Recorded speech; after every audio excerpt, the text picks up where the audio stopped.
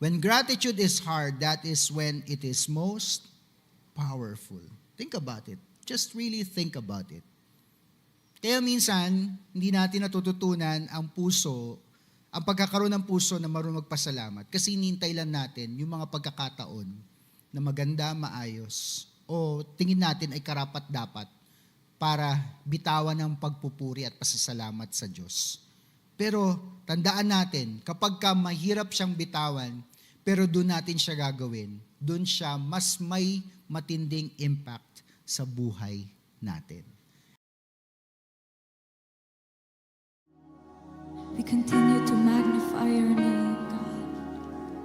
Would you be enthroned, Lord, upon our praises unto you, God. You are worthy, you are worthy. There is no one like you, Lord. There is no one like you in all the earth, God.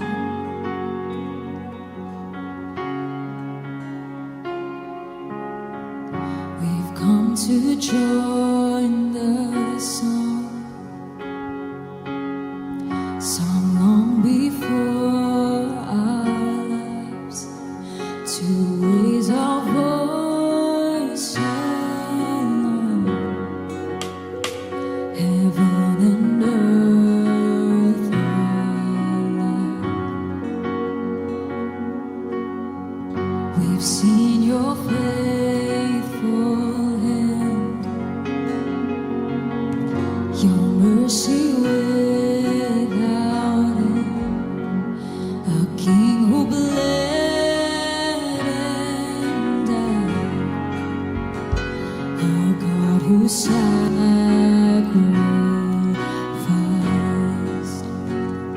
to be enthroned upon the praises of 1,000 generations. You are worthy, Lord of all.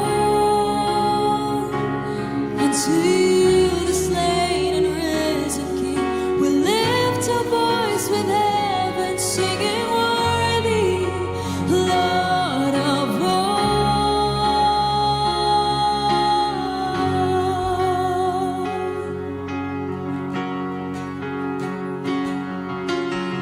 And all through this life we live, and on to eternity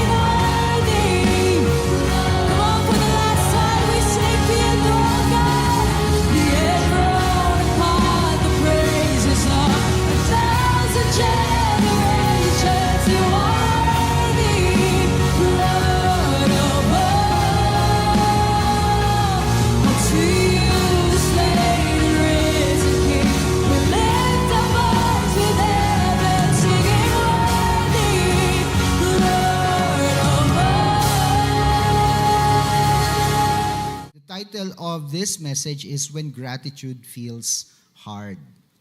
Now, lahat naman po tayo ay may nais at gustong ipagpasalamat sa Panginoon. Tama, di po ba? And this year has been a great year for some, but for some, it may not have been such a great year. Pero kahit na ganun po, dapat magpasalamat pa rin tayo sa Panginoon. But how do we do it kapag ka mahirap magpasalamat? Sabi kasi sa 1 Thessalonians chapter 5 verse 16 hanggang 18, rejoice always, pray continually, give thanks in all circumstances, for this is, ano daw nakalagay dyan? God's will for you in Christ Jesus. So kalooban daw yun ng Panginoon na magpasalamat po tayo. There are seasons definitely that gratitude is not easy. Pagka may utang, kapag ka hindi sinasagot ang panalangin, kapag ka ang mga bills nagpa-pile up, ano pa ba? Kapag ka ang mga relationships ay hindi maayos, kapag ka nawalan tayo ng mahal sa buhay, accident or sickness, o kaya kapag ka aligaga tayo o marami tayong pressure sa buhay, mahirap magpasalamat. And in fact, if somebody would come to you in the lowest point of your life, tapos sinabihan ka na, magpasalamat ka sa Diyos, di ba parang gusto mong batukan at sabihin na, parang masyado mo namang minamaliit yung problema ko. Masyado mo namang ini-spiritualize ang mga bagay-bagay. Hindi mo muna ako damayan. Di ba? Ganun minsan ang gusto natin maging response kasi parang hindi tayo iniintindi ng tao na kausap po natin.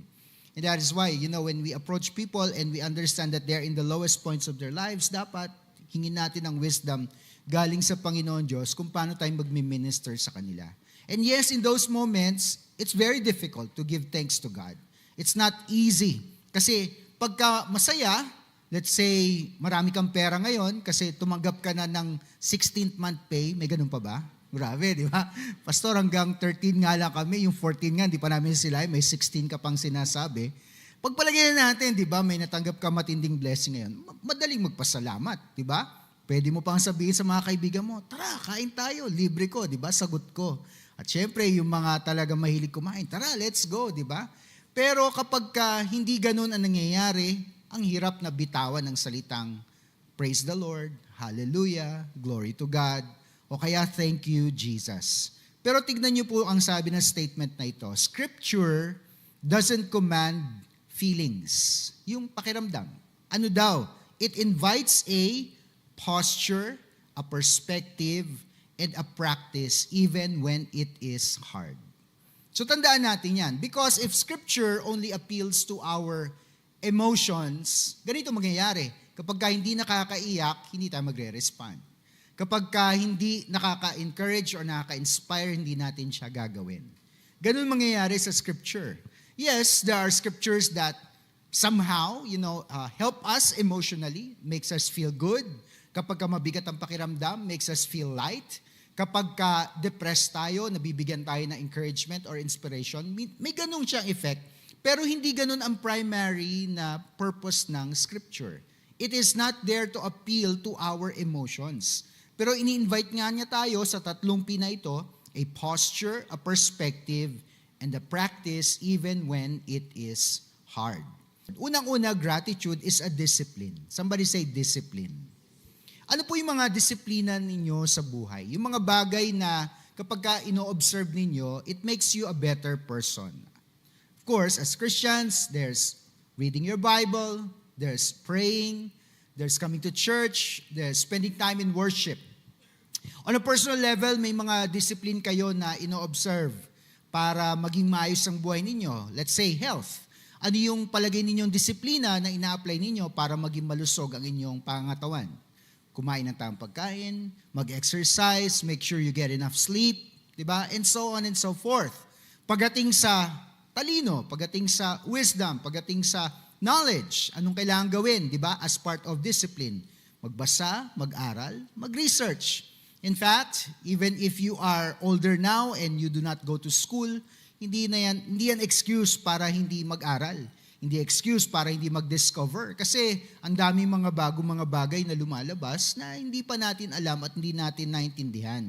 Sabi sa 1 Thessalonians 5:18, give thanks in all, not some circumstances. It says all circumstances. Ibig sabihin, walang exemption. Sa lahat ng pagkakataon, dapat magpasalamat sa Panginoon Diyos. But it does not say, give thanks for all. It says, in all, not for all. Kasi pag sinabi mong for all, kapag kami nangyayaring trahedya sa buhay mo, hindi mo ipagpapasalamat yung trahedya. Tama? Pag ikaw ay nasnatcha ng cellphone, hindi ka magsasabing, thank you Lord, na bless ko yung magnanakaw. Tama? Di ba? Habang tumatakbo, hindi mo siya sabulian sigaw, hoy, teka, eto yung passcode. You're not going to thank God because something bad has happened to you. Kaya, give thanks in all circumstances because again, it's a posture. It's a mindset thing. It's not saying give thanks for the things that you are going through that are hurting you, that are bad or are painful. God isn't asking you to pretend. Hindi tayo nagkukunwari, hindi tayo mga baliw para sabihin na, ay, hindi na ako nasasaktan. Kasi born again na ako, hindi na ako naapektuhan ng mga masasakit na salita. Talaga? O kaya, kahit na anong mangyari sa buhay namin dahil faithful believers kami, hindi kami bibitaw sa Panginoon Diyos. No, we're not saying that you pretend that pain is not painful. We are not asking you to pretend. But God is asking us to acknowledge that whatever is going on in our lives, He is present. Nandyan ang Panginoon Diyos. The difference when life is good and when life is bad is this. Gratitude when life is good is called appreciation. But gratitude when life is hard is called trust. Doon mo talaga makikitang tunay kang nagtitiwala sa Panginoon Diyos kung kaya mong maging thankful sa Kanya kahit na nahihirapan ka. God, I'm going through a difficult time right now. But thank you, I am alive. Thank you, you have provided in the past. Thank you, you are giving me hope today. Paul's words in Philippians 4:11, anong sabi niya? I am not saying this because I am in need. Anong sabi niya? I have learned to be content whatever the circumstances. A posture, a perspective brought about by full confidence and trust in the Lord. Yan ang ibig sabihin ng discipline. Dinidisiplina mo yung sarili mo. Kasi pag hindi mo dinisiplina ang sarili mo at nandyan na yung mga problema, nandyan na yung mga suliranin, what will happen without discipline? You will complain, you will gripe, you will blame other people, you will blame God. Pagdating po sa area ng pagkakaroon ng puso na kayang magpasalamat sa Diyos. Not because we are saying, I don't care about the pain, I don't care about the suffering, hindi po ganon. We are not pretending but we are acknowledging you are real God and you are here. Gratitude doesn't deny reality but it anchors your reality in God's faithfulness. Bakit ka nagpapasalamat? Kasi tapat si Lord. Pangalawa, gratitude shifts your focus from what's missing to what God is doing. Now, don't answer me, but I will ask you a question. How much money do you have in your wallet? Somebody will say, wala, pastor, puro card. Oh, it doesn't matter. Di ba? Pagpalagay na natin, you know the amount in that card. O kaya, nasa app, di ba? Nasa GCash. How many of us would actually wish I had more money? Taas ang kamay. Yung iba hindi kayo nagtaas, ibig sabihin, sobra-sobra na yung pera ninyo, you don't wish to have more money. If you focus on what you do not have, ganun palagi ang mangyayari sa'yo. I wish I had this.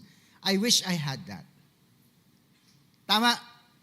People who walk and commute every day going to work, they look at others who have cars or have motorcycles and they say, sana may sasakyan din ako.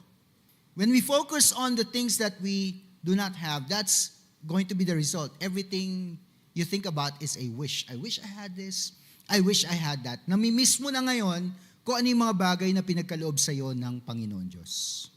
We see what is lacking. We notice what is broken. We say, or something is not here, something is lost. And the things that we can't control, masyado nating na-highlight. Ano po nangyayari? Hard seasons shrink our sight. Lumiliit daw yung ating paningin. It is being narrowed towards the things that we think we do not have. But gratitude opens our eyes to what God is doing beneath the surface. God works for the, anong kasunod nun? The good of those who love Him and are called according to His purpose. So minsan yung pagkilos ng Lord, hindi natin kaagad nakikita, pero gumagawa siya, kumikilos siya. Sabi nga ng Psalm 27 verse 13, I remain confident of this. I will see the, ano nakalagay? Goodness of the Lord in the land of the living. Ang ganda nung sinabi ng psalmist, I remain confident. Kahit anong mangyari, hindi magbabago, mananatili akong confident sa Panginoon Diyos. It's not something out of wishful thinking. It is born out of experience. One cannot have confidence kung di niya naranasan ang isang bagay magmula sa Panginoon Diyos. You see, even if you don't see it yet, right here, right now, but when you are thankful, when you have gratitude towards God, it says, I trust that good is on the way, Lord, in my life because you are good. Gratitude says, Lord, hindi ko nakikita, but I believe, I still believe, will continue to believe, something is growing underneath the ground. At balang araw, uusbong siya sa lupa, it's going to grow into this great tree, and it's going to bring forth the fruit that is for me. And here's the point, gratitude doesn't just observe God's goodness, it actually perceives it. Ang ibig sabihin po ng perceive, hindi lang yung makita, kung hindi maintindihan. You know, you can look at something and see it, but it's another thing to actually perceive it. If I see something in the distance, hindi masyadong malinaw, I say, what is that in the distance? Ano ba yung bagay na yon? Pero pag nilapitan mo, okay, ito pala yung bagay na nakikita ko. And I know what it is for. That is what perceive is. Ganun po ang nangyayari kapag ka nagpapasalamat tayo sa Lord. We begin to understand God is here. His presence is real. His move in your life is tangible. Ibig sabihin ng tangible, nahahawakan, nararanasan, nararamdaman. It's not just something in your mind. It's something that you are being immersed in. Pero kapag ka hindi ka kasi nagpapasalamat, saan ka immersed? Dun sa problema. Dun sa suliranin, dun sa pain. But when you are thankful, when you have gratitude in your heart, you become immersed in God, and that is what you begin to perceive.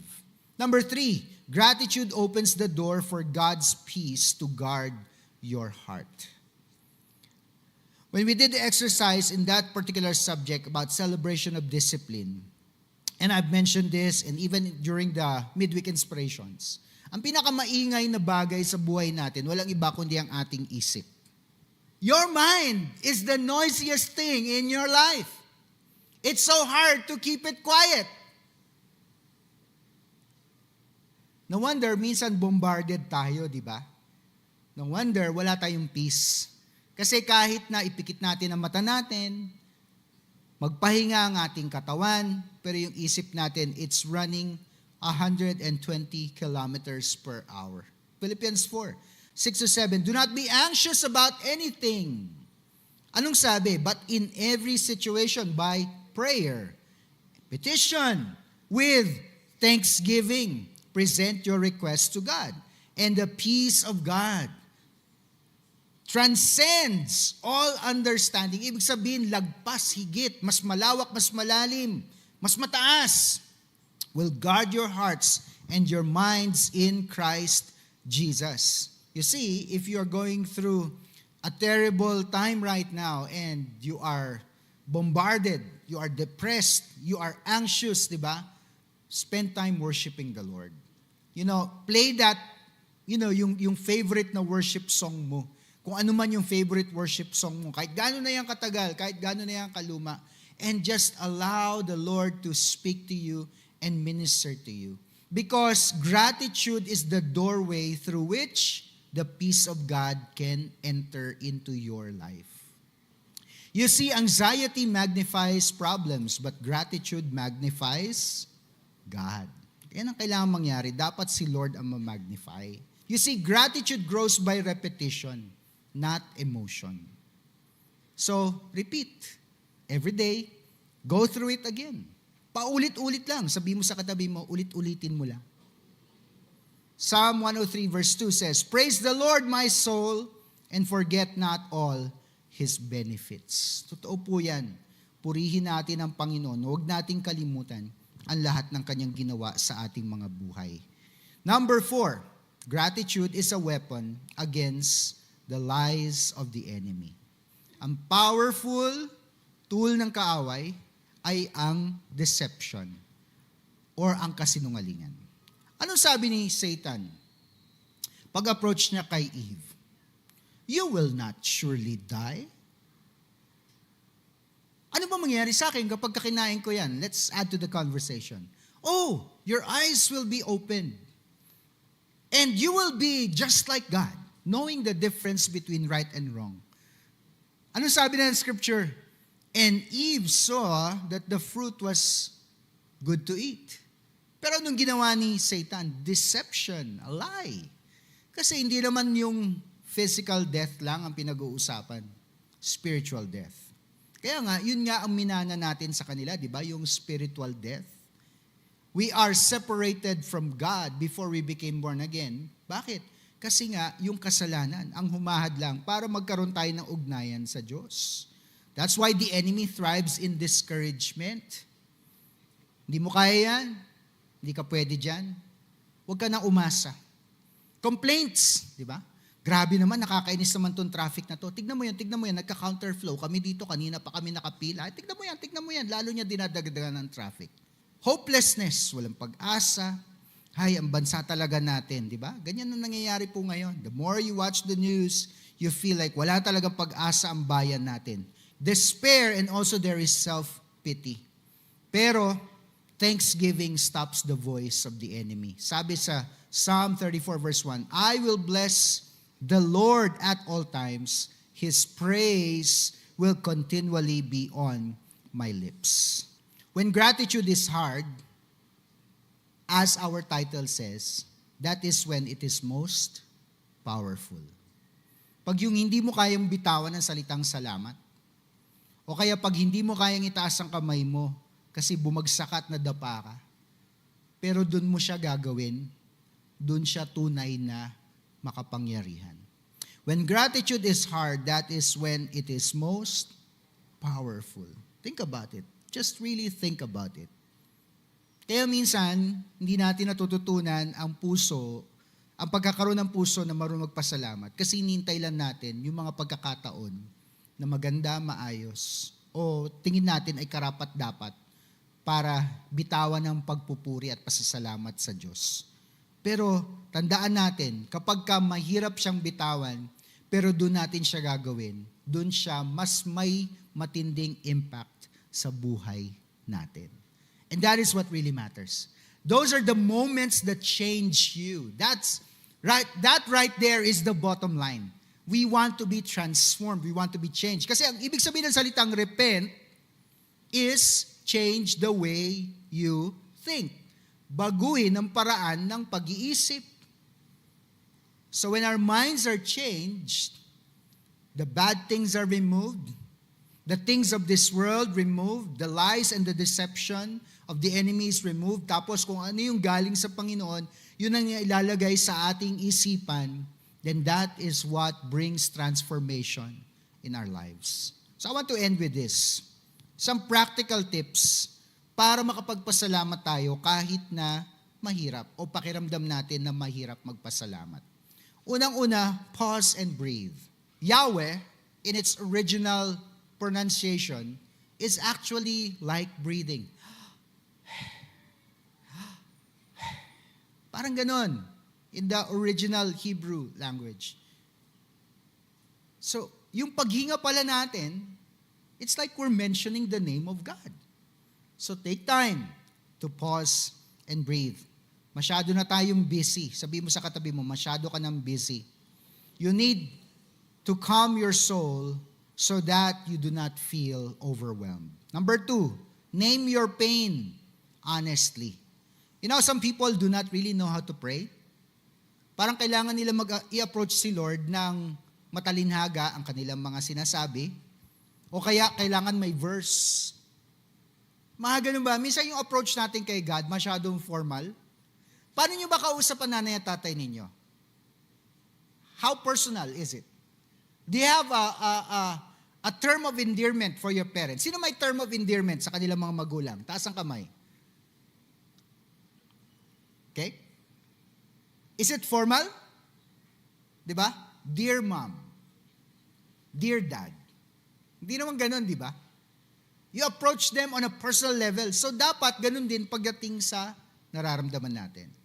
If you feel that you are, God, nararamdaman ko malayong-malayo ako sa iyo ngayon. It's okay to actually say those words. God, I'm going through a difficult time. My temptation is so great. I just cannot overcome. Be honest about it. God is not threatened by your honesty. In fact, alam naman ng Diyos. Minsan, kaya hindi natin nare-reap ang fruit ng makabuluhang prayer because we do not actually pray the prayers we really ought to pray. We're not being honest with God. We're not honest with our words. Number 3, speak one thing you are thankful for, even if it is small. When you wake up every day, you can thank God for something. Being alive is enough reason to thank the Lord. Number 4, pray with thanksgiving. Bakit? Because it shifts the atmosphere. Huwag puro hingi, magpasalamat din sa Diyos. Number 5, remember past faithfulness. Hindi lang naman ngayon magiging tapat si Lord kasi meron kang hinihingi. Even before today, God has shown you His faithfulness. God has carried you before. And here's something that's really powerful. Even if you're going through something, number 6, encourage someone else. Because gratitude grows when it is shared. Sometimes, and si Lord mapagbiro talaga yan. Hindi lang minsan, kundi madalas. Kailangan mo ng patience, dadaling ka niya sa tao na mas kailangan ng patience compared sa iyo. Kailangan mo ng pera, darating ang isang tao na mas nangangailangan ng pera sa iyo. Uutang sa iyo, hihingi ng pera sa iyo. Come on, some of you are smiling, some of you are laughing because that's actually true. You want to come to God and ask forgiveness from your sins, you feel so dirty, hindi ka katanggap-tanggap sa Lord, may magko-confess sa iyo, mas matindi pa yung kasalanan compared sa iyo. Kaya, wag natin i-withhold ang encouragement sa iba. Encouraging other people does not mean you have to be perfect. Encouraging other people simply means you're acknowledging that God is good, He is merciful, He is loving, and at the same time na may pinapadala siya sa iyo para ministeryohan mo, siya din nagmi-ministeryo sa iyo. Let's not withhold good things from other people regardless of what is going on in our lives. You see, gratitude may not change your situation immediately.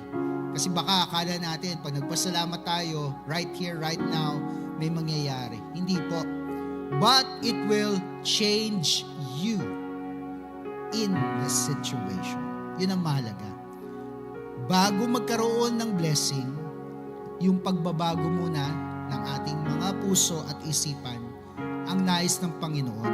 Kasi kung may darating man, pag hindi tayo handa, hindi rin natin ma-enjoy. Pero kung handa tayo na tanggapin ito, ma-enjoy natin ang lubusan ang ibibigay ng Panginoon Diyos. Pwede bang palakpakan natin si Lord?